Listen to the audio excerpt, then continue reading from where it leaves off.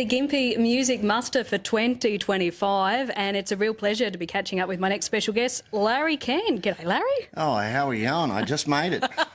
You're literally catching your breath. I feel like it's back in the rodeo days. They used to call it photo finishing. Yeah. And that meant that your bull was still standing in the chute and you just had to rock up with your spurs on and just jump on and go. I was going to say, how do you think the muster crowd compares to some of the wild rodeo crowds that you've seen over the years? Oh, there's definitely a parallel universe.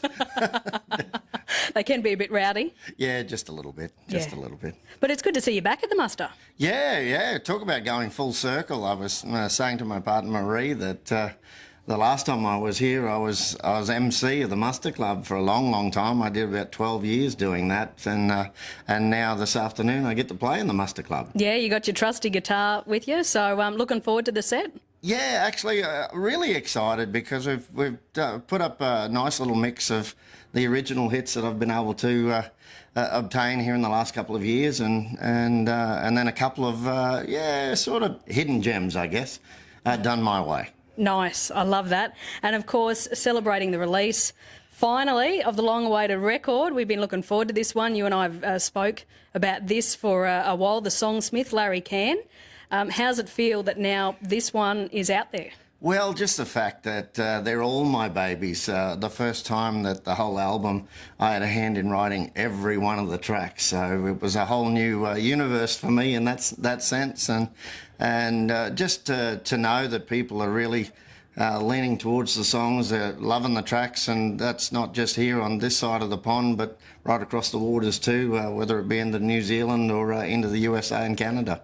And working with the likes of Michael and Caleb Flanders, and of course Jason Millhouse as well, that's got to be a bit of fun. Oh yeah, like Michael and I, we go way back, to the early 2000s when we first met, and it was at a Tamworth festival way back when, and to be able to use those Nashville musos pretty much at the tip of your fingers, but without having to fly to the United States has been kind of nice.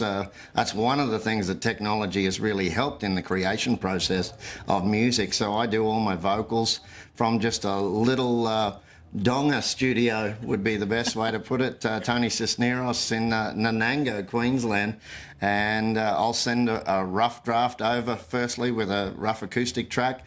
They build the song and then they say, okay, go in and do some finished vocals to it, and so we just email back and forth, and then ironically, yes, we send all the instrumentation and the vocal mixes back to Australia to Jason Millhouse of Byron Bay.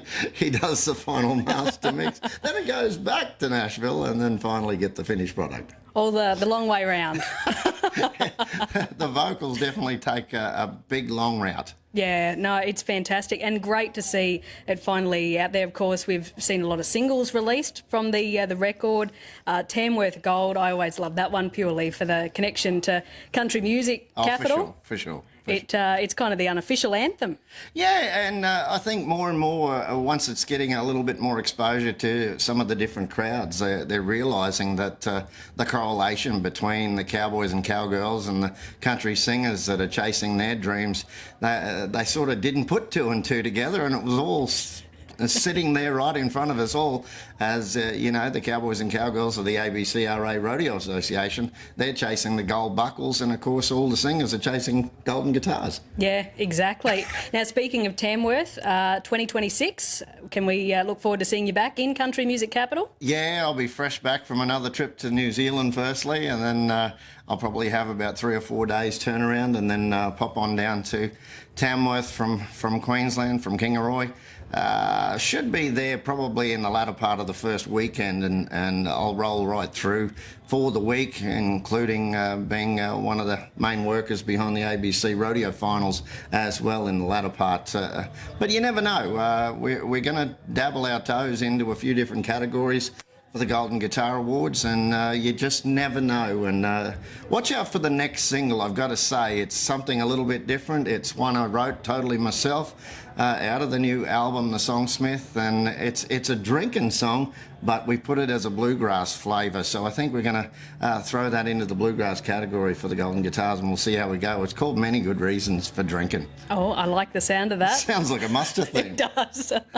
It does. Well, congratulations on the Songsmith. If people want to get their hands on a copy like I've got here in my hot little hands, where can we go? Yeah, well, you can go to the main website. That's www.larrycannmusic.com. Don't forget Cann spelt C-A-N-N, so there's two N's, but everything else is the same. You can also contact me on Larry Cann Music via Facebook, Instagram, any of those socials. They're pretty much all linked with Larry Cann Music. That makes it easy, and you can also keep up to date with just some quick happenings on the YouTube channel as well. Yeah, that is great. And of course, it's always good to catch up with mates at the muster. And you and I go back to the South Burnett and to Kingaroy. So always good to see you, Larry, and enjoy your set here at the muster 2025. And we'll see you on the road again and definitely catch up again in Tamworth. Yeah, really looking forward to the set this afternoon at the Muster Club. It's just great to be back at Gympie and wearing the performer's hat. Yeah. Thanks, Larry. Cheers.